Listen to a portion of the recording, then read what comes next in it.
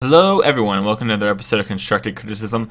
I am your guest host, Mason, and this week I am joined by future X and 5 Pro Tour Dominaria competitor, Michael Hindrocker. Michael, how you doing? I mean, that sounds like mostly a compliment. Yeah, well, last week you were complaining that X and 4 was too lofty, so I lowered my standard for you by a win. That's a freebie. And I said X and 5, he can do it easily. So here we are. Very good. Well, I'm glad you have confidence in me. Yep. Just like I have confidence in Oasis Games, you can go to Oasis Games right now, one of our proud sponsors, and get all the Magic the Gathering cards you might need from the sweet decks you're going to see from Michael Hindrocker, X5ing the PT, and all that awesome stuff. You can also check out the Mana Base if you want to draft just like you're going to see on the Pro Tour this next coming weekend. Go over to the Mana Base. They have awesome deals on sealed product. They get it to you quickly and timely. They are on top of it. Michael, you just got some awesome cards in them too, didn't you? I did. I just picked up some Mox Opals, so hope to get some use out of them soon. Oh, baby. But yeah. probably not next weekend, because that'd be powerful. Everyone's gonna complain and whine about my, turn 1 Mox Opal Steel Overseer starts. No one gonna be like, that card isn't legal and Mox Opal isn't in standard. It's gonna be a lot of whining. Yeah, I hate when people complain in Magic. It's just the worst. Such Agreed. Bad beats. But yeah, so Spencer is out sick this week, everyone. He is having a rough go of it, so I hopped in for the PT special. We got Michael here. We've got an awesome show ahead of us. We're going to talk about PT prep. We're going to talk about the blue-white deck. But first, we're going to give a shout-out to our Patreons. You can support the show by going to patreon.com/ccmtg. The show will always be free, but if you feel like the show's given enough to you and you want to give back, you can always do that. There's also, I believe, donations is something Spencer talks about. Like if you just want to do a one-time thing, that is over on the website as well. You can figure that out. But we have a new patron, Jake Leffer. Shout out to you. Thank you for the patron. It has an E. It's definitely listen, Jake. Listen, I glanced down for half a second, caught myself, went back up. I have video proof. You can't see it. The Skype's not working that way. It's okay. That's fine. If you're a patron of the show, though, you can give a Patreon question. You can just send that over on the Patreon page or message Spencer or myself. This week, unfortunately, though, I wasn't able to. We didn't get a newer one. I think we had answered all the old ones. I wasn't sure, so we're going to skip that segment this week. I don't want to repeat a question we've done in the past by wasting our time doing that. We're going to move on to #AlwaysImproving. #AlwaysImproving is the point of the show. If you're not getting better, you're getting worse. So, Michael, what was your #AlwaysImproving moment this week? Oh man, I just played so much. I think Friday I played from probably like noon to about 2 a.m. and then Saturday I probably played from like 10 a.m. to about 1 a.m. Okay. So I spent probably a solid like 25 hours over the weekend just playing standard, basically. Just standard. Hey, I don't want to ask too much. I mean, I feel like limited, it's a little more easier to talk about stuff, obviously, with the PT. Yeah, definitely. So you did well at the limited GP, and I think we talked a little bit one-on-one, and you were saying you feel very comfortable with this format and prepared. Is that right? Yeah, I like this format pretty well. It tends to not be extremely aggressive. You can draft aggressive decks, but I also think splashing is fine if you have a reason to, and generally you are able to kind of play interesting cards and interesting decks, and I think that's a lot of fun. Yeah, I had a good time with this format. It seems super sweet, super slow. My always improving moment of the week is I played the Magic Online PTQ today, and I didn't know about it until last night, and then I was like, I gotta figure out what deck I'm gonna play, and I was like, all right, I'll just play Old Titan Shift because I think that's a deck I might be playing going into GP Vegas. And then I was like, well, what do I want to do with my Titan Shift deck? Do I want to play like the Naya version like Spencer's been talking about? Do I want to play red-green? Do I want to play a 4-color? So I decided to play red-green. But then the moment of always improving was I was like, man, I feel like Reclamation Sage is like kind of good right now in Standard. And I think it'd be good against the decks that are going to do well at the PTQ. So I stuck one in my main deck, made room for it, and it was kind of hot today. It was pretty good. So my always improving moment was... How did your event go? I was 4-3. I won the first couple rounds, and I lost 2 in a row, 1 and lost. So, not super well, but, Yeah. It's fine. I lost a Blood Moon deck. Oh, I beat a Boggles deck, though, in turn 1 Leyline against me. In game 1. That's impressive. Yeah. Boom. That's impressive. Did you beat it with the Reclamation Sage? No, they mulliganed really low, and they never put an enchantment on sure. until I had a Titan in play, and then at that point they were dead. So the old attack you for 6, attack you for 6, attack you for 6. Yep, they were dead. Although, if I had ever drawn Lovely. a pack, we would have just killed them, so that was just good deck building on my part. I did blow up a Rune Halo game too, but I would have had a Rex Sage in the board anyway, so it was great. Sure. I love the MTG Salt it got me today, so that was my always improving moment for the week. Let's move on to the Deck Doctor, which unfortunately we do not have a new Deck Doctor this week, or one that we wanted to do one that was non-standard focused because of the PT, so we didn't have one that was non-standard, so we're going to skip that this week. And then normally this would be the part of the show where we do the power rankings, right? But since our kind of show this week is based on PT preparation and talking as much as we can about that, we're going to skip the power rankings and we're going to go straight into the training grounds this week. I know the show is kind of going by a lot quicker, but it's a quicker show this week with the PT for Hinderaker having time to do that, watch his basketball game, and not give away too much. So, Lebanon James, right? No, realistically, I think that like the power rankings this week just don't mean very much. I agree. Like we're gonna get them reshuffled, and it just doesn't make sense to spend a lot of time on like the order of decks in a week where there was no Grand Prix and when we're going to get, a huge influx of constructed data in the very near future. Yeah, exactly right. Like you're not going to get anything groundbreakingly new the week before the PT. Yeah, I just don't think it's going to be as helpful as it would be next week, for example. All right. Well, before we hop into that, though, all the way, we are going to do a deck of the week, which is normally something we do after the power rankings, but we're shuffling it up. We talked about we're going to experiment with new ways of doing the show, doing a new order. So the deck of the week this week is Blue-White Control, and it's up on screen if you're watching the video version of the podcast. Michael, do you want to give us a rundown of the deck real quick? Sure. So, I mean, it's a pretty stock Blue-White Control list. The only things that are really different is that there is one Torrential Gearhulk in the main, along with one Hieroglyphic Illumination.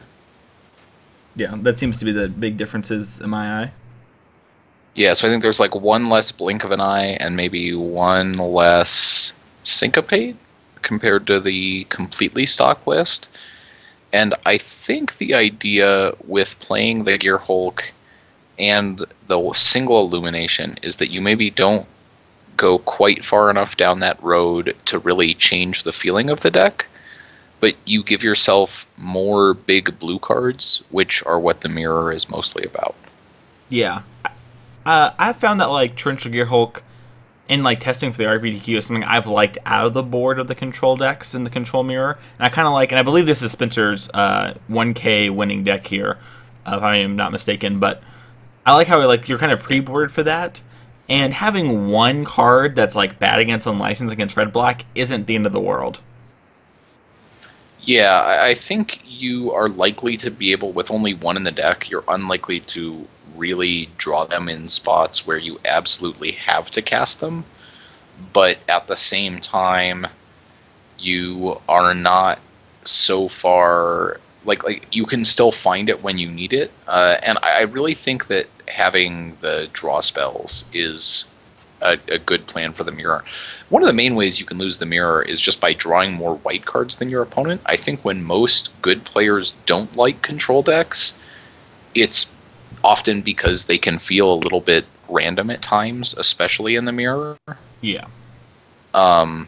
So I think when you're getting into lists like this, you're just trying to find little edges that don't mess up other matchups too much. And I think especially Hieroglyphic Illumination, cycling for just a single mana, when it's going to be clunky, you can often get rid of it at low or no cost. And when it's going to be good, it's very nice to have just another draw spell in the deck. Yeah, I definitely agree. I could see you very easily playing a Teferi on 5, or playing a Teferi, then the next turn you want to hold up your mana, but you want to get some cards moving through your hand, so you just cycle it, and that doesn't waste the mana you float off the Teferi. So it's a very interesting card in the deck. I want to kind of talk about the sideboard, though, because it seems like the sideboard in the blue-white control decks have been moving a certain direction since Brad Nelson top 4 GP Toronto. They've been playing a lot of Knight of Grace and History of Benalia out of the board, And the interesting thing I've seen is when I saw that, I thought that was for the control matchups. But I've seen people bring it in against like red black and green black snake and that kind of stuff. Do you find that that kind of like that's like the backup plan is you get to dodge and duck against them, removing all their kill spells, or do you think that might just be a little bit of people not assessing the sideboard plan correctly?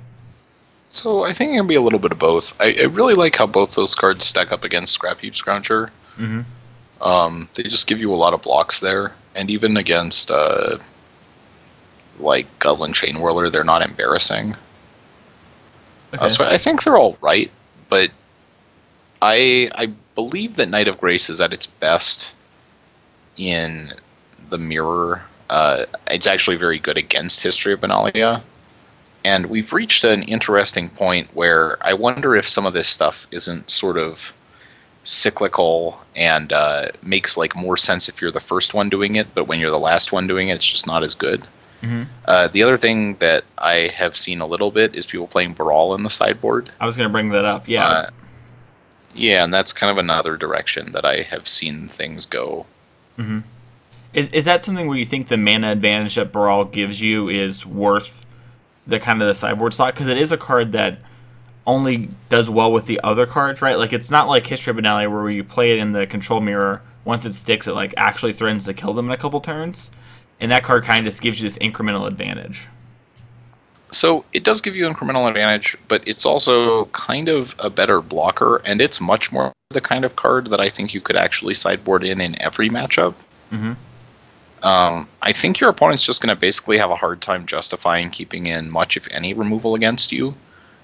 And I was talking to Matt about this a little bit, and like, even if you know, I think he was referencing Jerry Thompson, basically saying, even if you were sideboarding face up, your opponent would still have to cut all their removal. Yeah, he said it on the game podcast last week, which I agree. Like it makes sense. It doesn't actually matter. It's not about having actually 0 creatures.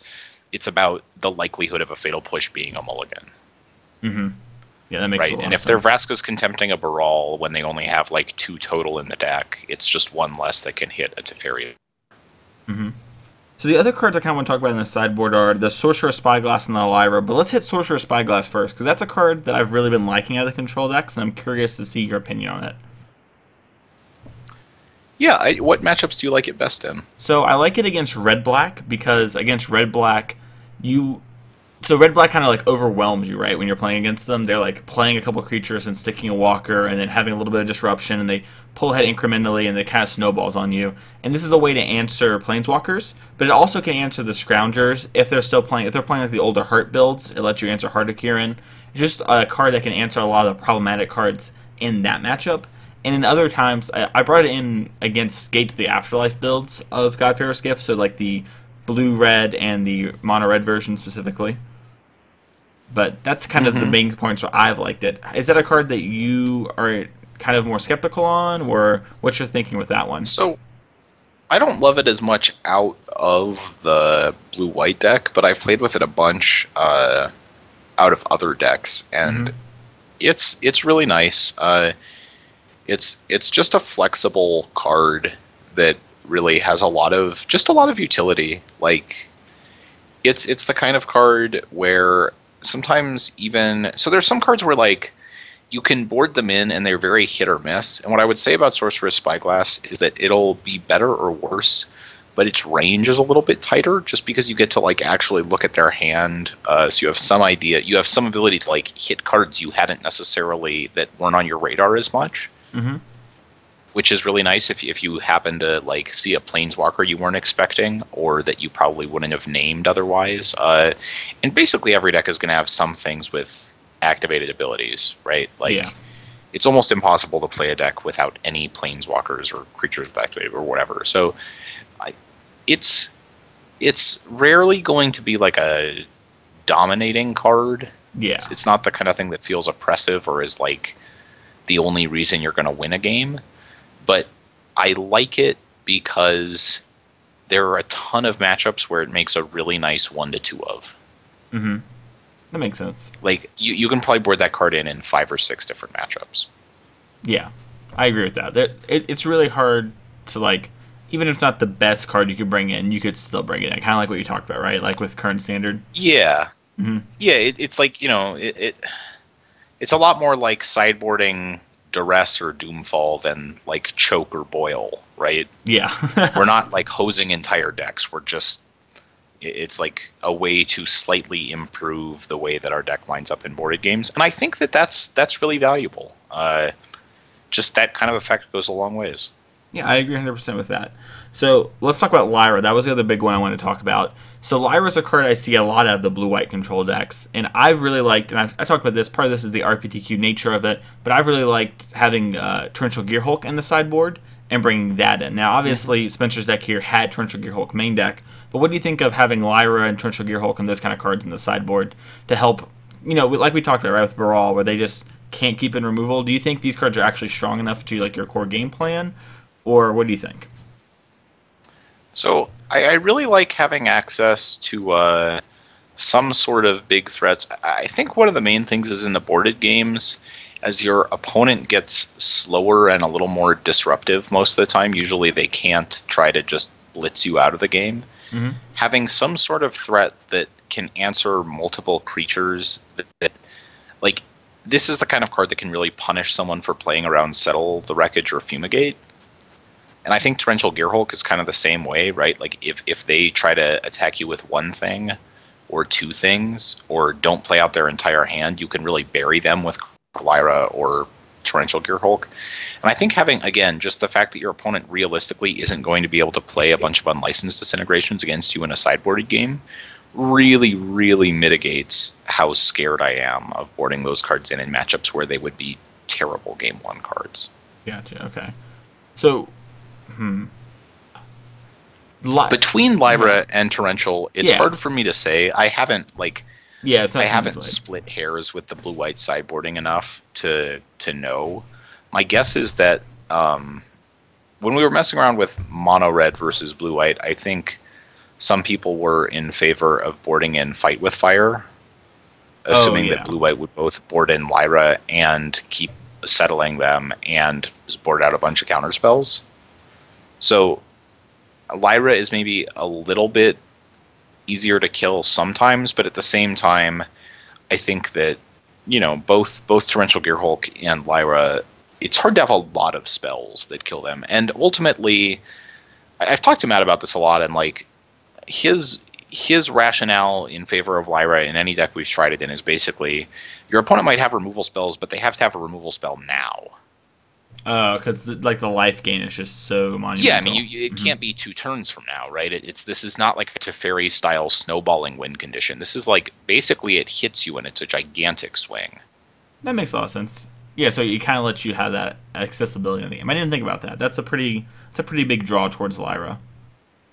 I like that. Yeah, it's at least worth considering. It also goes really well with Sorceress Spyglass, in that you get information about their hand. Mm-hmm. Gotcha. That makes... Alright. Yeah, you Sorcerer Spyglass, you see they don't have any kill spells, boom, get them. Get in there, I like it. Well, or more you see if they have it, you might decide just not to play at that game, right? Oh, I see, yeah. Like, if they have it unlicensed, you might just decide, well, no Lyra this time until I can hold up a counterspell. It just gives you a little more information, but it's definitely a powerful card. I mean, really, History of Benalia and Knight of Grace kind of fall into the same category. If your opponent just can't answer them, they're very challenging to beat. Yeah, that makes a lot of sense. So, one last thing on blue-white, and then we'll move on. Blink of an Eye is a card that I have seen at 2 of to 4 of. Is this a card you really liked out of the deck? It seems kind of weird to me since I've started playing Magic, having this kind of effect isn't something they've done. So to me, it's a little weird. What do you think about Blink of an Eye and the current blue-white decks? One of the things I really dislike about blue-white is how bad it is at answering certain permanents. Mm-hmm.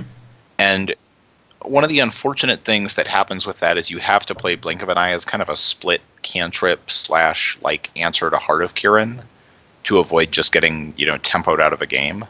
Okay. It's one of the most unfortunate things about blue-white in general, just like the heavy reliance on sweepers is a little bit awkward at times. And Blink of an Eye isn't perfect, but it sort of fills a need and bridges a gap. All right, that makes a lot of sense. Well, awesome. It was fun talking about this deck. We're going to go more in-depth on blue-white later, so if you have all these prying questions, we're going to get to them in just a little bit.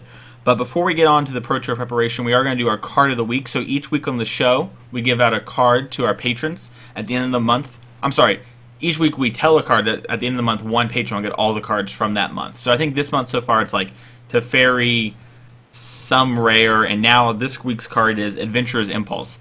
And this is a card that has seen a lot of play in the green-black decks. Hasn't seen so, I guess in mono green a little bit, but it's really taken hold in that deck. Michael, Adventurer's Impulse to me seems like a card that's just prime for breaking out eventually at some point in Standard. Is there anything that you like with it, where you wish you saw more of with Adventurer's Impulse? So it's kind of a bad card in some ways, right? Like, it has a pretty stringent deck building requirement. It's not especially, I wouldn't say it's especially powerful. I mean, we've played a bunch of Oath of Nisses, but I don't know that Oath of Nisses is ever a card you like are thrilled about, right? It's fine. Yeah.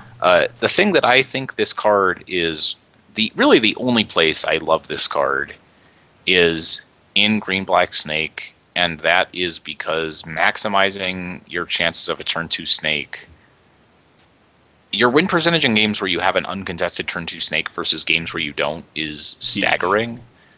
And playing Adventurous Impulse just gives you more chances for turn 2 Snake. Okay, that's interesting. So, last week at the end of the show, Spencer called it the better Attunement Aether, right? And then after the show, you and I, we argued basically that Attunement Aether was way better than this card. But I still think this card is very good, so it's interesting for me to hear you say this card is, a card you're not very excited by. Because, I'm not saying it's like a Lyra Dawnbringer where I'm just, super happy to have this card in my deck. But it is a card that I am well, if I'm a creature-based strategy and I'm trying to curve out, it can help fill that curve. That's something I'd be excited to have in my deck. Is that just not an effect you place a high value on, or did I misunderstand you? Where are we at with that? I think it's okay, but I think that calling it a curve filler is really overstating the selection that it gives you. Okay.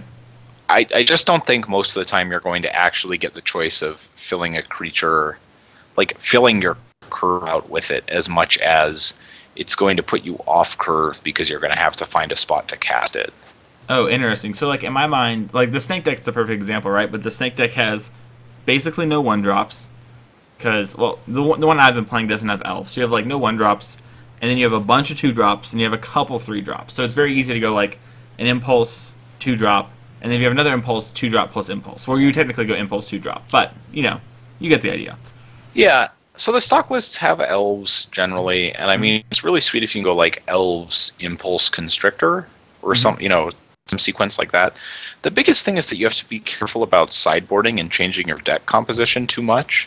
This was kind of an issue with Oath of Nissa as well, except that you were often siding in more planeswalkers in the boarded games. But when you can only hit creatures and lands, you have to be a little bit careful about cutting creatures for interactive spells. That is true. That is a big thing. When you have a bunch of Adventurous Impulses in your deck. So I think it sort of asks you to play a deck that's really about creature synergy. That's fair. It's true. I've been playing a deck that I can't talk about right now, but it has that kind of problem post-board. And I just found that I've been trimming on Impulse a little bit, and it hasn't been that huge a deal, but I haven't played, hundreds of games for the deck. So that might be something else. But yeah, either way. No, I mean, and that's part of it. You can trim Impulses, but it's a little bit off because you often are counting them as partial lands in your game 1 deck building configurations. Mm-hmm. That's right. fair. Most of the green-black lists are playing 23 or even 22 lands. So if we're gonna bring in Nissa Vital Force and then be cutting something that finds lands, it's just there's some awkward deck building tension, and getting that sorted out correctly is not easy. There you go. All right. Well, I'll give you the keys after the cast. There you go. I'll give you the secrets. But that's it. We're gonna have one more card of the week. No, I'm sorry. This was the last one. So next week we're gonna announce the winner, and they're gonna get all the cards, the Teferi, the Impulses, all of them. It's gonna be great. And when Impulse beats Hinderaker in the finals of the PT this coming weekend, you'll just have to say, I had all the answers right there. I should have been a patron. I could have got my Impulses. Let's move on to the training grounds. I know that's what you're thinking, Michael, when it happens at the PT. But if I lose in the finals of the PT, I promise I won't complain about Adventurous Impulse. I was kind of hoping you would go Adventurous Impulse. We're having a lot of talk in chat. Sorry about that. Just now noticing that. We're going to try and respond to that when we can. But let's move on to our training grounds this week, Michael, and that's PT preparation. Michael, how has testing been going, and who have you been testing with? Really just with, like, the people that I am close with, so people from Utah mostly. A lot with Matt and Alex and Aaron and just people I know personally and know well. Mm-hmm. Have you, so I guess, like, how Danny do they get... too, although Danny's out of town right now. Yeah. Well, I mean, Danny Cathro, he gets his heads in there. He plays his blue-black Artificer decks, the Tezzeret deck and stuff like that. I know him. He's all about it. But, love you, Danny. But how did you guys get started with testing for this PT? Well, one of the nice things about having the Pro Tour a couple of weeks later is that you get to go into Pro Tour testing with a little bit more of an idea of what decks exist. Based on a couple of Grand Prix, you get to look a little more at kind of results from big events. You get to look at... you just have a little more of a baseline to go off of. So you don't have to waste quite as much time testing decks that really are dysfunctional. And in terms of allocating your time effectively, that's really powerful. Mm-hmm.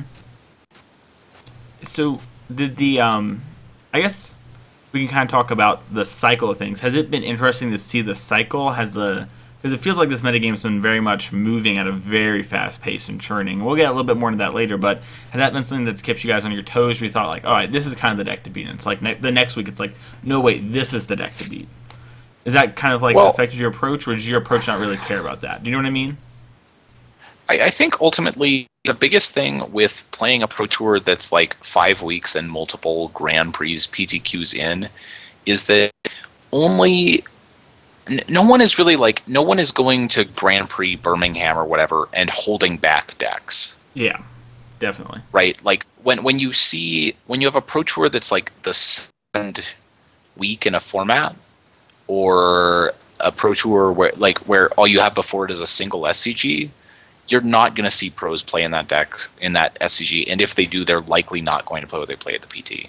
Mm-hmm. I think it is much more likely that we are actually playing in a format where the best 3 decks are blue-white, green-black, and black-red in some order, because that's mostly what the results have borne out to this point. Now, I mean, obviously it's possible that someone has come up with something really, really sweet, but the majority of the time when a format has kind of gone on this long, things mostly are what they look like at this point. Gotcha. Okay, so you think for the most part we kind of have like a good idea of what we're going to be seeing this weekend at the PT, unless there's something completely off the rails that's going to happen. Well, so I mean, there's always a chance that a pro team brings a great deck and wrecks people with it or whatever. That's entirely possible. Something like Eldrazi, or I mean, even the like PT Aether Revolt where Mardu Vehicles dominated, or like Blue Red and Soul Artifact. That stuff is always possible, but in terms of actual metagame percentages, I would be shocked if any deck was higher than like Blue White or Black Red. Yeah, I agree with that. It seems unlikely, but that's definitely so. Does that really like kind of frame your preparation in it? So you're trying to find decks that can beat Blue White, Black Red, and Green Black. Is that kind of like where you're coming from? Yeah. And even beyond that, I think that it's less about trying to find brand new decks sometimes, and more about trying to find existing configurations or new configurations of existing decks to that effectively attack what you expect the metagame to be. I think it's more about like building cohesive strategies against what you expect to play against, as opposed to like trying to do something really off the wall. Okay, that makes a lot of sense.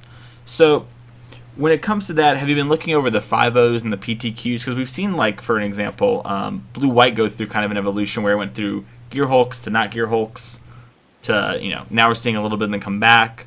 Has that kind of framed it? Have you been... I guess I'm phrasing that question wrong. Let me redo this. How hard is it to do that kind of testing with the results happening each week and the PT coming up? Because that's something, as someone who hasn't played a PT yet, would be kind of hard for me, right? Because like if I was playing this, it'd be like, all All right, but when do I start actually testing standard, and when do the results actually matter? Does that make sense? Yeah, I totally get that because there's sort of an information overload, right? And it's Yeah. very hard to sort of scrape what you think is the relevant data from the noise that exists. And I guess I would say that maybe the most important thing is just to focus on playing enough games yourself that you have a little bit of a baseline for separating the good decks from the nonsense. And then if you're in that spot, if you decide to spend a day or two messing with something a little spicier and it turns out not to be as good as you'd hoped, you're not kind of starting at level 0 again, right? You're like, okay, well, so, maybe this didn't work out like I had hoped, but I think I have a really good list for this deck. And the way the metagame is moving, I think I'd like to be on like a bigger version or a smaller version, or I want this many removal spells, and I want this in the main deck, and I want this in the sideboard. And when we're on, like, rather than spending a bunch of time trying to like break formats, I think if you spend your time building sideboarding plans, practicing limited, you just get a much more linear return on your investment. Okay, that makes sense. Right. If your hope is to discover Cawblade, you either discover Cawblade or you don't. Mm-hmm. So right, it's either 100 or 0. If your goal is to build the best version of Snake you can, the reality is it's very unlikely you are like playing a train wreck of a deck, and additionally, you don't really have to spend quite as much time doing that, most likely. So you probably have more time to invest in limited, where I think just generally experience is actually worth something. Unlike constructed, where you can spend a lot of time working on a deck, but if the deck is still just bad, it doesn't really matter. Yeah, it feels like, we're going to talk about this for a little bit here, but like it feels like Moto has really changed. I hear Jerry talk about this a lot, where before he would work on decks for the PT and try and break it, right? Like he'd try and make the new Cawblade, he'd try and make the new Green-White Devotion. And then instead, what he's done now is he's kind of focused more on playing like stock Moto decks and displaying really refined lists. And it feels like that's something that's kind of changed since I started playing Magic. Because I feel like when I first started, we started around the same time, about 4 years ago, I would hear people talk about like, oh, how are the pros going to break it? How are they going to break it? And now it seems more that the messaging and the conversations like, how are they going to refine this deck? How are they going to tune this deck? Is that something where... And you've been talking to me a little bit, and you asked me questions for say like, "Hey, look at this." It feels like you have done a lot of exploring. Do you, when you get closer to like the week leading up to the PT, be like, "All right, I've kind of done my exploring. If I haven't found something I love, I'm going to move on to the more stock decks"? Or do you think you're still open to like, if Wednesday night Danny's like, "Hey, I saw this. I had this idea. Let's test it," right? Or I guess Wednesday night you have to submit your deck, but tomorrow Danny's like, "Hey, we have this." So we have to be submitted by Wednesday night. Yeah. I mean, the thing is that like as far as relatively stock decks, I have lists I like for basically all the stock decks and sideboard plans and know what I'm trying to do. Like because I've tested all those matchups. I'm pretty comfortable with exactly what configurations I would want to play of the most common decks. That doesn't mean that they'll be perfect, but I think that like realistically it's about as it's going to be. And I think that Jerry's smart to say that, mostly because if the main thing is there are so many people who are not incentivized to hold back. So if you don't have great Magic Online data, or the PT is happening so quickly that Magic Online just isn't going to find the best decks, it makes sense to try to spend a lot of your time trying to hit home runs. But there's so much time, and if you're just like a random guy playing on guy or gal or whatever, if you're just playing on Magic Online and you have a standard PTQ and you think you found something really sweet, I mean, like this specifically happened with Godpharaoh's Gift before Pro Tour Out of Devastation, right? Like someone invented it and then talked to their friend about it, and their friend just like won a Moto PTQ with it. Yeah, I remember the blue-white Godpharaoh's Gift deck. It was everywhere the next day at the Classic at the SCG I was at. Yeah, it was crazy. Now, I mean, whether or not that deck would have done well if it hadn't been spoiled, who knows? But like, it's even weird, sweet things, people will find out about and people will try. It's just so hard to like come up with something and then have no one else find it for a month. That's an unrealistic expectation in my mind. Yeah. So I think when you're looking at like what makes sense, we're looking more at like what cards are being underplayed, what cards line up well, what decks allow us to play these cards effectively in their game plan, rather than is Aetherflux Reservoir broken style stuff. Gotcha. Okay, that makes a lot of sense. Right? Because you know this, right? If Aetherflux Reservoir was broken, you probably would be playing against it every round on Magic Online. Yeah, if Aetherflux Reservoir was broken, it would have won like the first Moto standard PTQ, and we would all know about it by now. Someone's not going to go up exactly. And the secret is that even without a PTQ, you can probably make $25 an hour playing Magic Online if your deck is really broken. Yeah, that's true. Yeah, you're winning the really quick, no one has any plans. Yeah, right? So, like, that stuff just kind of snuffs itself out pretty quickly. There's not a lot of incentive for non-pros to hold back on anything, and Magic Online, because of the way the 5.0 dumps work, people are so good at iterating on what already exists that you just get, like, pretty refined deck lists and information about matchups pretty quickly. Right? Like, it's pretty easy to figure out why versions of decks beat other versions of decks. Yeah, that makes sense. Yeah, and then there's also so much content out there, too, where, like, you see, like, the pros normally die down a little bit during Standard, but the people, who aren't there, they're always talking about the decks and discussing it, and there's all these streamers now. There's just so much information in Magic these days. It's crazy. And I think the trick is just using that to your advantage rather than getting overwhelmed by it. Yeah, that's a good trick. All right, well, let's hop into the deck breakdown. I want to start with the first deck, the one that I've had the most fun playing, and it's kind of an example of what you talked about, where like your friend gives you a deck list and you do really well with it, and that's Mono Black. So you were sure, you were sending me like, hey, does this look crazy? And I was like, I don't know, I'll try it. And then like you and I like independently both like went in 5-0 to league, and then I 4-1 and you 5-0'd, and it was just like, oh, this is kind of hot, and that was like 3 weeks ago, right? But yeah, we like snapped off the real quick combined 19-1. Yeah, average. Yeah, that was powerful. Yep, and it was another thing too. And ultimately, right, like ultimately, there's maybe not a reason to expect that deck is especially good, but when versions of this deck already exist, I'm more interested in like trying kind of to iterate on those, right? Like we'd already seen mono black decks at that point, and rather than being like, oh, this doesn't look cool, or oh, it already exists, so I'm not going to try it. The question is just like, so if we just play better cards in it, does the deck get better? Yeah. Oh, that was something I loved about Art. Like, I would see other people play the deck, and I'm like, why are you playing these cards that are just bad Magic cards? Like, you can just play all these other good ones that we have. But, no, yeah. Yeah, I mean, there are a bunch of people playing, like, Torment of Hailfire and Josu Vess, and, like, my idea was basically to just cut all of the complete nonsense from the deck and merely play, kind of like a big control deck. And for at least a few days, that seemed like a fairly effective take, and things have kind of adjusted, and I don't know that Mono Black is as well positioned going into the Pro Tour as it was then, but it was certainly an interesting deck. Yeah, I agree. I would say that, like, we found it, and then that was, like, the weekend where Blue-White, like, redominated, where, like, when we were playing it, we were playing against, like, mono vehicle decks, like Black-White and Blue, Red-Black, and it's just like, got him, easy. But, Blue-White took over, and then it's like, oh, there's someone going bigger than us. All right, you got me.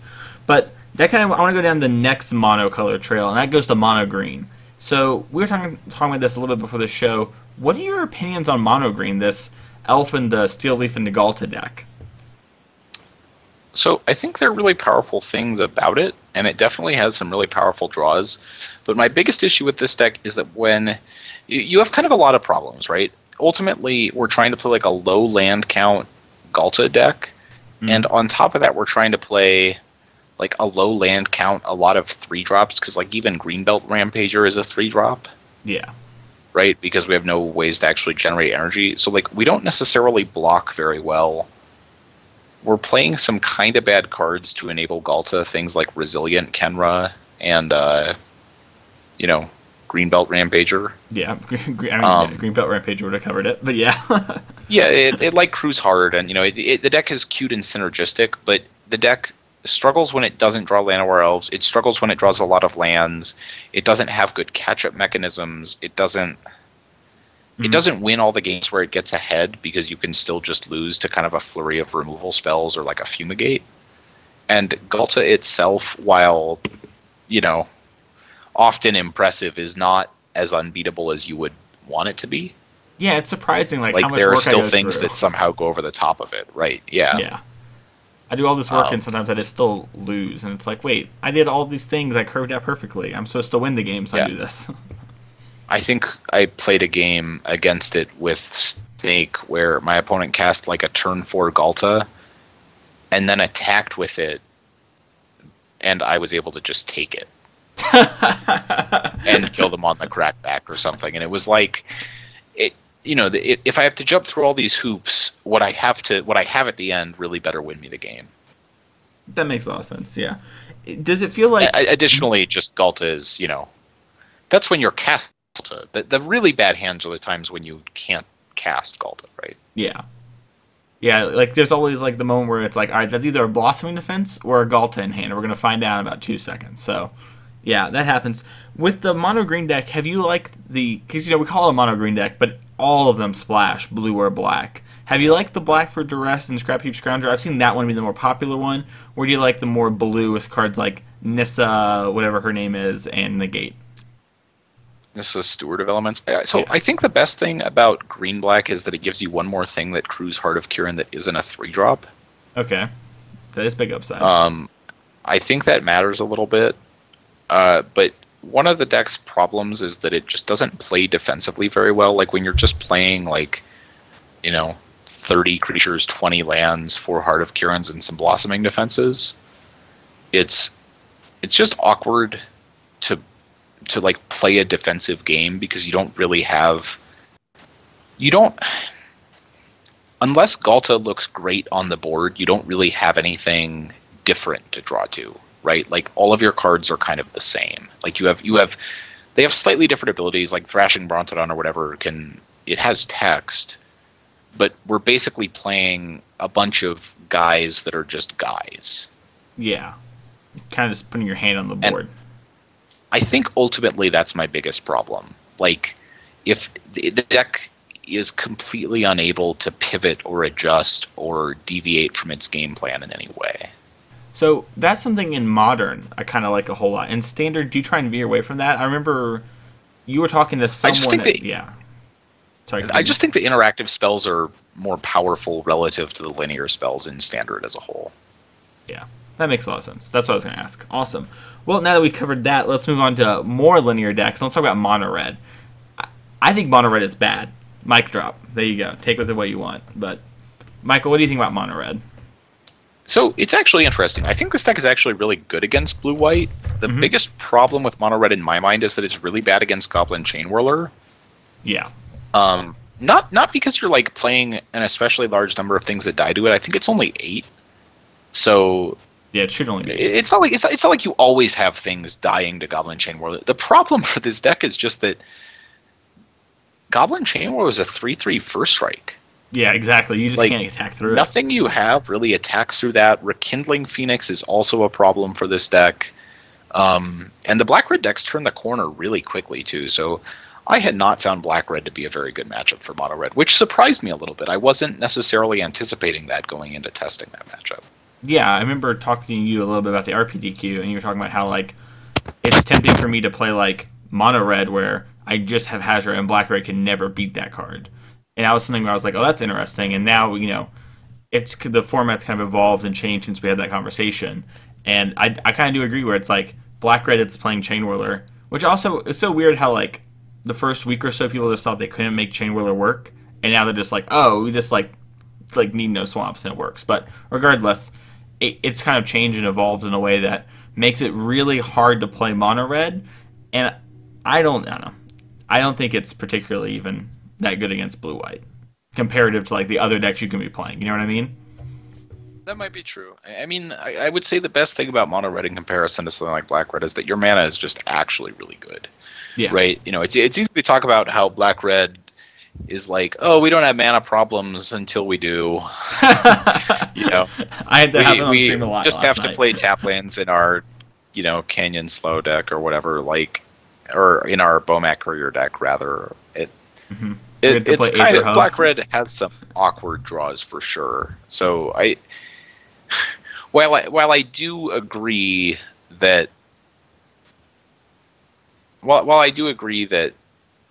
it's probably maybe a little underpowered. Mm-hmm. Mono red does there are some advantages, right? Yeah, that's for sure. Well, we've been kind of talking about it. Let's move into black red then, kind of in our deck dump here. Black red, it seems very good. I mean, we kind of touched on it a little bit, so I don't know exactly where to start here. Is there anything you want to say about black red? We've mentioned it so much because it's so prevalent. It's kind of the de facto best deck, right? Yeah. It has done fairly well almost no matter what other people are playing throughout the last like 3 or 4 weeks, while everything else has waxed and waned a little bit. It's just really powerful. The cards you play are really good. You have kind of I guess the biggest problem that Black Red has is it sort of has an identity crisis at times. It doesn't really know whether it's a mid-range or aggro deck. The flip side is that it also makes it incredibly difficult to play against. Exactly. Because you keep hands that are good against Hazarets and Glorybringers and Rekindling Phoenixes and, die to Bomat Courier, or you keep hands that are good against Bomat Courier and your opponent's first play is Goblin Chainwhirler into, Mythic 4-drop, Mythic 4-drop, Mythic 4-drop Glorybringer. So the way Magic was meant to be played. Yeah, you're just kind of like playing random things that are really hard to interact with. Like, very few decks play a lot of cards that are good against Bomat Courier or Heart of Kiran, if you prefer that version, Rekindling Phoenix, Chandra, and Hazaret. Like, the list of things that are good against all of those is very short, possibly non-existent. Yeah, I agree. It also, like, another cool thing about Black Red is you can, like, because you can play all those different builds, you can like have your own style of Black Red, and there's a lot of really interesting cards in those color combinations you can play in Standard. So there's like a lot of like flexibility in that, and it's a deck that I feel like a lot of people gravitate to because it has those like proactive draws, right, where you just curve out on your opponent and beat them, but you can also play those grindy games. So it's a deck I expect to see a lot of. Like, I know I wasn't there, but like one of our local PTQs this past weekend, apparently the entire top 4 was Black Red, which is I think the deck is good and it lets you sideboard up or down. Yeah.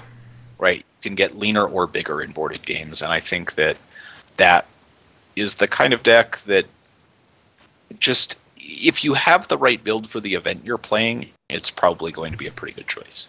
Yep.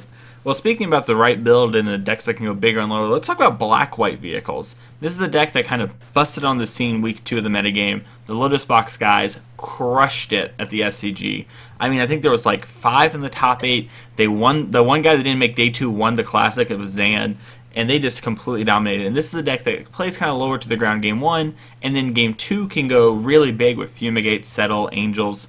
Is this a deck that you particularly like? Is this one that like you see a lot of the pros playing blue-white at the GPs and stuff? Maybe this one's a bit more tempting. What do you think about black-white? Yeah, I like this deck a lot against blue-white. I really like your game 1 and the access to duress in the boarded games is really huge. I think this deck is really solid. I guess my biggest issue with this deck is probably just Goblin Chainwhirler. You definitely have some better answers in the sideboarded games, but it can be problematic. The flip side is that Toolcraft, Heart of Kiran, has some ability to just win games of Magic. Like, if you're on the play and just go Toolcraft Exemplar into Heart of Kiran, into, Scrounger or History or whatever, you just have a lot of very uninteractive draws that are very, very challenging to beat. Yeah, I agree. Do you like that? I don't know how I should say this. Do you like the nature of black-white, where it really is just like a pile of good cards? You know what I mean? Like, the red-black deck is like very similar to that, but I think black-white is more, and it really stands out in the nature of like you're playing like Toolcraft into Heart of Kiran into History, and it's like, wait, that's not what I would think it would be. So what do you think about that whole nature of it? I actually think black-white is a lot more synergistic than black-red. Mm-hmm. Black-red always feels just like the pile of mythics that, we looked through our trade binder and just decided we were going to play all the good red 4s or whatever. Okay. Black-white feels like a deck with a plan for the most part. It's really good at going wide, and it's really good at generating mana advantage. Like, it has a lot of cards that really are more powerful than what you're paying for. Hmm. So if you can constrain the game to the early turns before just the sheer number of cards is more than how much you paid for them, uh, Black White is really good. And then Karn gives it a little bit of an ability to grind. It's one of the few decks where you actually like use Karn to make guys with relative frequency, and I think that says a lot about sort of the stylistic choices of the deck. Yeah, it feels like the best You Karn just deck have a to lot me. of ability to, yeah, you just have a lot of ability to close out games quickly, especially on the play. Yep, I agree with that. So let's move on to a deck that's been kind of the predator for black white. It hasn't really had it, I would say. I mean, even though it's done really well in the form of green black, it hasn't really had its time in the sun, I would say. Green black snake's a deck that, like, I kind of expected to be the deck the week that red black broke out because of how good it is against black white. And you talk about testing a little bit. How are your thoughts on green black snake? So what I like best about Snake is how smooth it is. Black Red especially is really clunky feeling sometimes, Mm-hmm. and Black White is like kind of Green Black. All your stuff is shifted to the early game. Green Black, you just have a lot of like haymakers, and you just have these sequences where like if you play a Whining Constrictor on the play and your opponent doesn't kill it, the game is just probably over. Yeah. That's Right? Like if you're just like Whining Constrictor go and they're like Scrap Heap Scrounger, and now you're like Rishkar, or Tag make 'em a up. 6/5 Jade Light Ranger, or something along those lines. Even like Land Siphoner, Fatal Push there are just all kinds of things where the game can like really get away from your opponent in a hurry, and pretty much no other card in Standard has that ability, in my mind at least. I would say Godfarer's Gift, but they're kind of different cards where Snake comes down so much quicker. Right. Well, and the difference is there's not really like deck building cost to playing Whining Constrictor, right? Like That's you don't true. have to play a bunch of bad cards with your Whining Constrictor. You're mostly just playing a green black good stuff deck that if you have a Whining Constrictor in play, your good stuff is just really good. That's a very good point. Have you looked into playing Sultai Snake at all? That was a deck that kind of, Jay Dean came on the show. We had her talk about. It feels like Sultai Snake would maybe even be pretty good with like Blue Eye and stuff like that. That's something you've looked at all, or? I think while Hadana's Climb is good against blue white, these games are not ending in ground stalls very often. Mm-hmm. Like Mono Green has a bunch of Tramplers. There are a lot more Heart of Kirans in this format, and Red Black is mostly a Rekindling Phoenix Glorybringer deck, which I know that Monsters was a really problematic matchup for the Climb deck in the last format. Mm-hmm. So my inclination is that Hadana's Climb itself is not nearly as good because it was such a good trump card against Scarab God, and people were playing these Scarab God decks with just a bunch of targeted removal spells. And right now, although there aren't a lot of decks going wide, there are a lot of decks that don't care very much about a Bristling Hydra, or are good at blocking it, or good at attacking through it. Gotcha. Okay, that makes sense. So I think Bristling Hydra is just a lot weaker than it was at the end of the last format. All right, fair. We talked about that a little bit before the show. I like Bristling Hydra against Red Black, but it doesn't matter so much in all the other matchups, right? So that's kind of the awkward point for that. Well, and it's fine there, right? But Yeah. it's very hard to just like one-shot your opponent. Is more the direction that I was going. Like, there are very few decks where a realistic plan is just like to drag the game out and then one-shot them with a Hadana's Climb. Like, when you were playing Scarab God ground stalls, you had so many turns often if you could get a couple of Hydras or just like a bunch of creatures in play, where even though I think Bristling Hydra is good against Red Black, they're still, like, oftentimes if they curve like Rekindling Phoenix into Glorybringer, they're going to attack you for 8 in the air, and you don't have like 3, 4, 5 draw steps to find a Hadana's Climb and win the game. That's very true. Speaking of Scarab God decks going wide, let's talk about the blue-black mid-range deck that's kind of fallen lower in favor in the Muldrotha Sultai version. This is a deck I keep running into in leagues. Is this a deck that's been on your radar at all? It feels like it hasn't been anywhere, and Scarab God's been at like an all-time low since its printing. Yeah, Scarab God is pretty bad against blue-white, and I think it's also not great against black-red because the bodies just are not stalling up the ground in the same way. Black-red has so many flyers that I just don't think Scarab God is as dominant as it once was.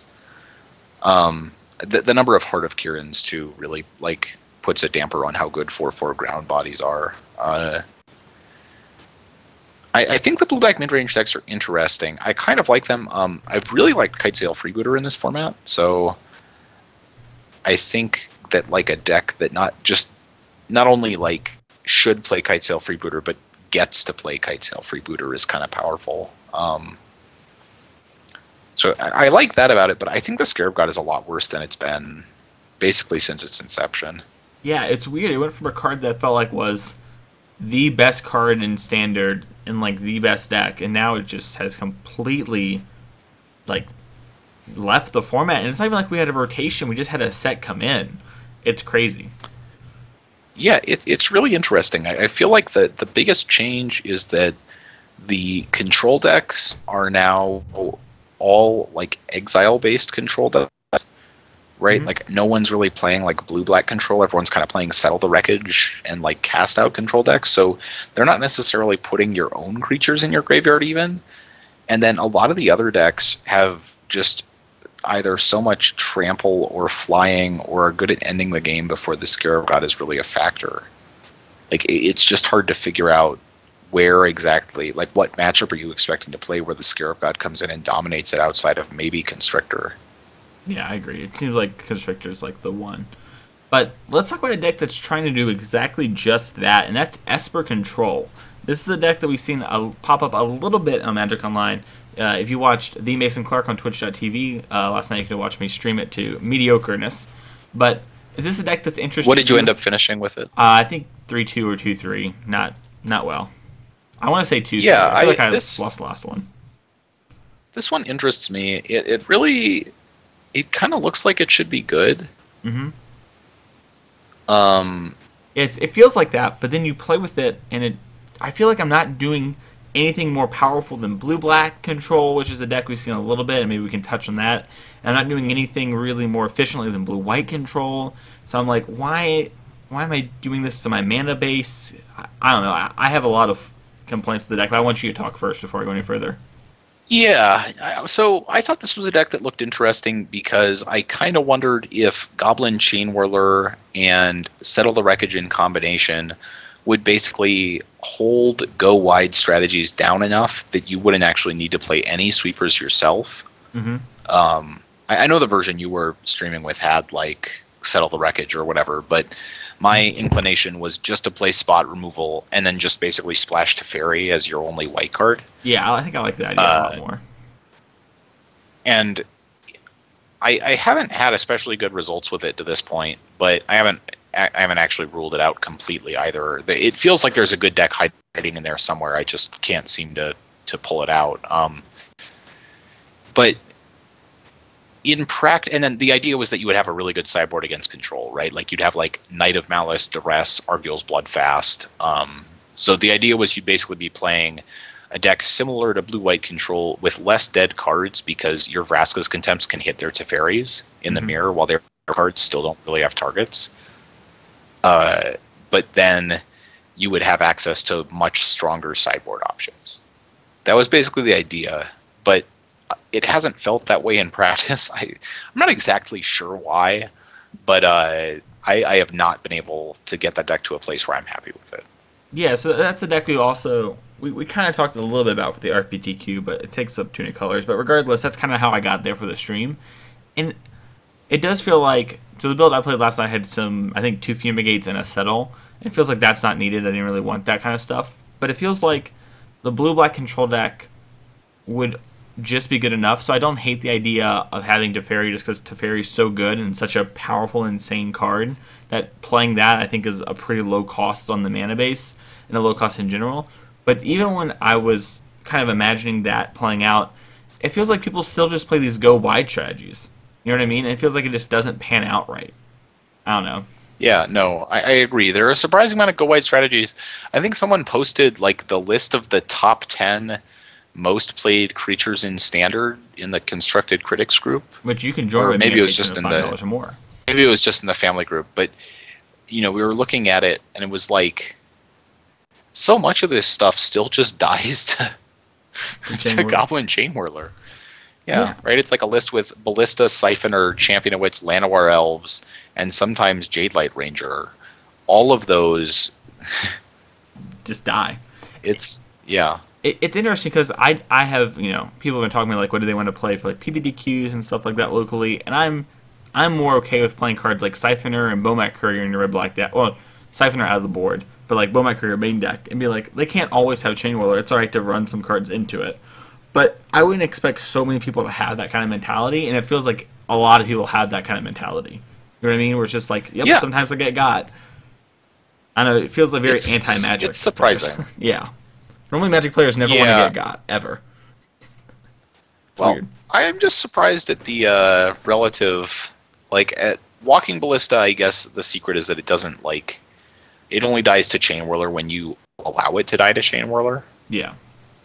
But I have also been a little bit surprised at how many kind of. I guess part of it too is that the spot removal in Black Blue is good, but it can still be clunky. I mean, it's not like Black Blue Control was a dominant deck before, and all we're really trying to do is add Teferi to it and decide that it's great now. That's a good point. Maybe we're just being a little too cute. Speaking of Teferi decks, let's move on to the last deck we're going to talk about here, and this is Blue-White Control. And we kind of talked about it during our deck of the week here. So here's my problem with Blue-White Control. Is that, like, in theory, it's a super clean, beautiful deck, right? All of your cards either answer cards or draw cards. And your answers win you the game because all you have to do is get a Teferi to ult one time and then start minusing on your own Teferi at some point, right? And they can never beat you. They're going to lose all of their permanents, they're going to deck, and your Teferi will always be the top card of your deck, and you just kill them eventually. So in theory, it's great, and a lot of times your opponents concede, so you don't have to worry about that. But it feels like in practice, even though all your cards are just answers and draw spells, it doesn't like play out super well. Which is weird because you would think it's such a smooth deck, it's so clean, but it just doesn't seem to play out that way. Is that just... So, It's funny. I think the deck is smooth, but the deck also has no draw spells. Well, it has pull from tomorrow, right? So it really is all answers and then pull from tomorrow, right? So that's what I was talking about. It's Like the only two have pull from tomorrows, right? Yeah, there's 2 pulls. So well, I mean, that's content. that's I would my say it's biggest content as a issue. draw spell, but Kind of, but it's like a real slow draw spell. It's not finding you more answers right now. It's like, yeah, I'll get around to it when I get around to it. that's fair. Okay, that's reasonable. Right? And it's not like blue-white fills up the graveyard very well either, because most of your removal is exiling removal, and a lot of it isn't permanent-based. So your seal-aways aren't going to your graveyard, your cast-outs aren't going to your graveyard, ideally Teferi isn't going to your graveyard. So you have a lot of things that like don't end up in your graveyard. And I guess what I would say is that although blue-white has some big draw spells, it's a very low velocity deck. And that makes it feel very different than the control decks we've had in the past. I think that in some of the boarded games, this makes blue-white a lot more exploitable. The current builds are very, very soft to duress. And like Doomfall style effects, just because there are so few cards that can really get them back into a game where they fall behind on cards. Like if you play a Glint Sleeve Siphoner and it draws a couple of cards, and then you duress a Teferi or whatever, and they're left with a bunch of conditional removal spells, right? Because most of their removal spells outside of Fumigate you have to attack into for them to do anything. I've had a bunch of times where I've had a Glint Sleeve Siphoner draw 3 or 4 cards in a game without attacking. Yeah, it just sits there and is a thing. And that's incredibly awkward. I think that the blue-white decks are very powerful in a certain way, but I'm not sure how we got to a place where the stock list doesn't play draw spells. Yeah, it is kind of weird. I wonder, It just seems crazy to me. so you're kind of advocating like glimmers in the deck, right? Or at least Tyros against them. I don't know what it should be, but at least I think the deck just needs more velocity. Yeah, that makes sense. Yeah, I agree. I think you kind of hit the nail on the head of what I was trying to say. Blue-white, it's the deck I would like to enjoy. I would enjoy playing that deck if it just wish it played out better. I don't know. Whatever. We'll see at the peak. Yeah, you feel oddly opening hand dependent, and it isn't a deck that mulligans well at all with the current setup. Yeah, I agree. I also like hearing you talk about it. I'm like, man, is this a deck that Brad was like, I'm interested in this for the PT. He played at the team event, right? He's Brad Nelson, so he plays standard super well. And then when he gets to the PT, it's like not even an option because he expects his opponent to play well against these kind of cards, right? where like maybe the average opponent wouldn't attack with, they would just attack with Glintstone Siphoner, right? And they wouldn't have got those 2 or 3 cards. But Pro Tour X5 competitor Michael Hinrocker. Or they'll respect. I mean, they'll respect or not respect cards too much, right? I mean, I think that like if your opponents are bad at deciding when to attack with lots of things versus one thing, you are going to get so much value out of just having Settle the Wreckage in your deck that there's almost no way you can lose. I like that. But I think if your opponents are more discerning, it can be a little... Not that obviously Blue-White is a very good deck. Yeah. But I really do not like the mirror matches, and I do not... Like, any mirror matches we've played, I don't like, and I feel like, in addition to that, the way that the like stock builds are set up, you are incredibly weak to discard spells. Yeah, I agree with all that. Which is surprising, because that's not usually a thing that is... I just feel like I've played a lot of Duresses against Torrential Gearhulk decks before, and they've always been okay, but never great, and when you're playing just 2 Pull from Tomorrow to catch you back up. Because Teferi's nice, but like it often, if you have to play Teferi as a draw spell, it usually dies. Yeah. Right, you want Teferi as like to play it as an actual planeswalker, not like I need to find. If you're playing Teferi to dig and to buy you time, it's 5 mana, draw a card, Fog. Yeah, not exactly what which is, you know, yeah. But it's okay, right? I mean, I'm not like unhappy about sort of cycling a Teferi every once in a while, but that shouldn't be something that's happening a lot. Yeah, and it does feel like that happens a whole lot when you're playing the deck. Yep. Okay, that's certainly been my experience. Yeah, I echo that experience. Ditto here, buddy. Well, that's going to do it for our training grounds on this week's episode. I liked it. Michael, this is normally the part where Spencer asks you what deck you would play next week, but you're playing some tournament that you don't want to talk about. I don't know why, but I'll just shot call it right now. What deck would you play next week? Oh, baby. So if I'm trying to win the PT, I think I'd play Red-Black. It's a deck that I like. I feel like it's a deck that I could have onus over my gameplay while still also being a very powerful deck that can curve out. And I think it probably is the best deck in Standard right now. But that's not the deck I'm going to pick to win. Huh? Okay, what's going to win? Mono Black Control, baby. And not because I own 20 Demon Lord Bezelnox or whatever between Magic Online and real life. That's not the real reason. I lied. That's the reason. You should definitely play that deck. I've got a lot of Bezelnox and they need to move.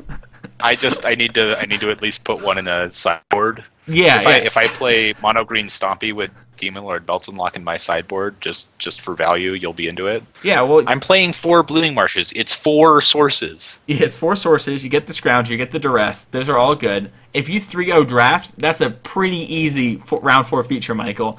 And round 4 feature, that's when TCG prices go whoop every time. So I need you to get that round 4 feature. Text it to me. I'll pop it in my local groups. Pop it on some MTG sick deals. We're gonna get these Bezelnox out of here, baby. I've got a lot on Modo. I spent a lot of tickets on Bezelnox. I need you to do well, Very good. Papa. That's what I like to hear. Yep. All right.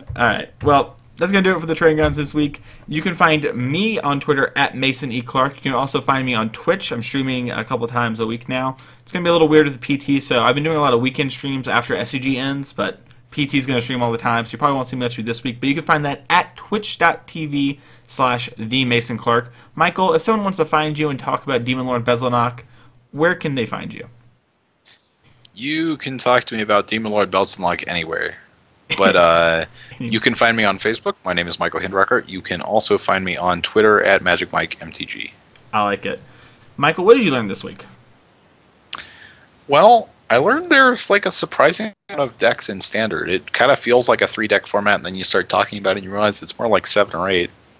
Yeah, I definitely was kind of worried about time, and then it's like, oh, wait, there's like 10 decks we have to talk about. Even though, like, in my mind, I don't think of it like that. There's like a lot. Yeah. Yeah. Well, I learned this week that Michael's willing to take a hit on his Pro Tour career to get my Bezelnox to go through, and that's what real friendship is, baby. So there you go. What can I say? I'm a nice guy. Yeah, I like it. If you want to join the conversation, you can join it by tweeting hashtag would that be good. Hashtag would that be good at our Twitter Outreach program. If you tweet it, we will read it. And first up, we have Andrew Krantz. He tweets a deck, and I looked at it while we were talking. It's Green Black Tron, Michael, but the spice is Karn Scion of Urza. So let's talk about that for a hot second. Do you like that in Tron? In Tron, T-Ron. gotta find this list. All right, while you're looking up, I'm going to say it. I think that card is awesome. I love it in the Affinity deck and Legacy. I love it out of the... I've been playing Eldrazi Tron in Modern. CCMTG's favorite deck, Eldrazi Tron. It's kind of good in there. My main problem with it is it's kind of good in the matchups you're already good in. So I was playing 3 of it to really give it a try, so I didn't super feel like I needed that many. But it does feel like a card that, like, hey, if there's a whole lot of Jeskai control, I want to play Eldrazi Tron, I can have another card for that. So, what do you think about Eldrazi Tron? I'm sorry, Sure. Karn in that deck. In Tron? In Tron. Real boy Tron. I Not in love. worry that this card doesn't do anything in the matchups we're bad in. That's fair. Right? Is plus draw a card good? Like, Tron is pretty good in the attrition-y matchups, right? Yeah, I think it's good in those matchups. I mean, you have Wormcoil, Karn, and Ugin. All those cards, and 2 of them aren't even that good there. They all win the game against those decks, right? But that being said, it's not like I play a lot of Tron in general. I really do not like Tron. I feel like you played a lot of Tron when I first met you, though. Like, when you first joined the podcast and stuff. I have played some Tron, but it's not a deck that I play, like, frequently. Mm-hmm. And it's not a deck I really enjoy, so I could certainly be wrong. Like, maybe Karn is just great. It is nice that it's all colorless. Yeah, that is nice. So I tweeted at DJ Cathro, that's Danny. He played Fog in his Tron deck. He's willing to go down the rabbit hole. I tweeted him to your tweet. I'm sure he'll reply. We love you, Danny. All right, next up, Ben Vrasco tweets, at Mason Clark. This popped up on my wife's Facebook feed again, and I couldn't help but think of you. Hashtag would that be good? And basically, it's a little post that says, happy, sad, in love, one event, angry, hopeful, regretful, brokenhearted, crushed, want to crush. Tell someone why they belong with you. Tell them why you need them. Apologize, express any human emotion. Taylor Swift has a song for that. And that's true. Taylor Swift has a song for everything. She's really all you need in life. But you get to have more. And that's the true blessing, is that Taylor doesn't crush the charts all the time. She waits a couple of years to reach out and lets other people have a chance. And that's why she's best girl. Would you agree with that, Michael? No. All right. I would not. What kind of music do you like, by the way, Michael? I don't know. Okay. Well, not Taylor Swift. All right, not Taylor Swift? All right. I'm curious now. All right, I'll ask you later. Yeah. Spencer, I mean, I don't like, and I don't want to have my music taste insulted on the podcast either. So, all right, what's your favorite song right now? I keep it to myself. What's your favorite song right now? Let the people know. Humanize you a bit. Well, the 2, I really like Tame Impala, and I really like Frank Ocean, and outside of that, those are probably my favorite 2 right now. That's good. You know what? I'm going to do unto others as I have them do unto me. I'm going to move on to the next tweet. So, Spencer Howland tweets, 1K PPTQ today. Going to try and win some money, lock 2 buys, and qualify for an RPTQ. Hashtag MTG. Hashtag would that be good? Spoiler alert, Spencer won it. Got his thing, got his 2 buys just in the nick of time. If you didn't know, your Planeswalker points are locked in for the year now, so you can start re-earning them as of today. Yeah. Do you think I can get more than 2 buys that way? Apparently, if you have 4,000, you get a buy in Nationals. Got. Well, I probably... You've got to be there. I was at have actually be there. I was at 3,800, and I went to so few GPs compared to you. It's like not even funny. Well, I hit only 4,300. Oh, well, there you go. If you go to Nationals, you have a buy. Congratulations. Lovely. Yeah. Once you're the X and 5 PT competitor, you might as well go. This is how it goes. All right. Spencer Howland tweets. What does Nationals even do? What do you... Worlds. It qualifies for the World Magic Cup? Yeah, I think you get a PT invite if you do well at Worlds. So, it's like a Does it qualify for Worlds or World Magic Cup? World Magic I think it Cup. Qualifies for World Magic Cup, which is not the same as Worlds. I'm sorry, yes. Value. That's true, yeah. I forgot. But did the winner of the World Magic Cup qualify for Worlds or not? Do they qualify all 3 of them? I thought they did. Seems like a lot of slots. Do they? I don't know. I feel like they should. I don't know. Tweet at us. So it qualifies you for the hardest RPTQ ever? Basically, yeah. Because it's an RPTQ for Worlds? Yeah. That actually sounds kind of fair. Yeah. Man, I feel like that might just be something I want them to do, and now I'm not sure. And then people are going to angrily tweet at us. We got Goblin Chain Whirler wrong 2 weeks ago, and we were like, does it hit players or planeswalkers? And we're like, we don't know. Turns out it hits both. Always everything. Yeah. It does everything. Goblin Whirler reads your opponent looks sad as they move their Llanowar elves into the graveyard. It slices, it dices, it gets you a trophy. Spitzer Howland tweets, want to see me crush at Mason Clark. Hashtag Constructed Clash is coming to you this week. So we talked about this last week on the show. We're going to have a new video series on YouTube and Patreon. So it's like I was kind of inspired by the Versus series when I pitched it to Spencer. So you're going to see us talk about the matchup pre-thing. But unlike the Versus series, we're going to record each of our videos separately. One will be on YouTube 1 week, and then one will be on Patreon, and we're going to rotate. So 1 week of me on YouTube, the next week Spencer. And you can see both sides always if you're a patron. And then that way we are able to talk about our plays without actually affecting the other person too much, right? And then we're going to meet back up. Yeah, I kind of like that. Yeah, it's awesome. Well, when you win the PT, you're going to have to come on for a Constructed Clash, and then I'll beat you, and then I'll be the PT champ. That's what that means. And then... Sweet. Yeah, it's like boxing. Exactly. It's just get like the belt boxing. until you lose. Man, you don't get to stay a champion for long in Magic. That's all I've really learned. Oh, yeah. I know, right? You just, boom, right out there. Get a side draft the first day, you lost it. It happens. Life's tough. But no, after the match, the only part that's going to be Patreon exclusive is after the match, we're going to talk about the matchup, what we thought about each other's sideboarding plans and the matchup in general. And to see this content, you just have to be a patron of any amount. $1, $100, you get to see it. This is just a thing that I kind of had an idea for, Spencer loved, and we ran with it, and we just want to throw it onto the show. We think it's going to be awesome, something we would like to see other people do, so we're just going to do it ourselves. So that's going to do it for this week's show. Thank you everyone so much for watching. Look out for Michael Hinderocker and the X and 5 PT tweets, and we'll see y'all next week. Thanks, Mason.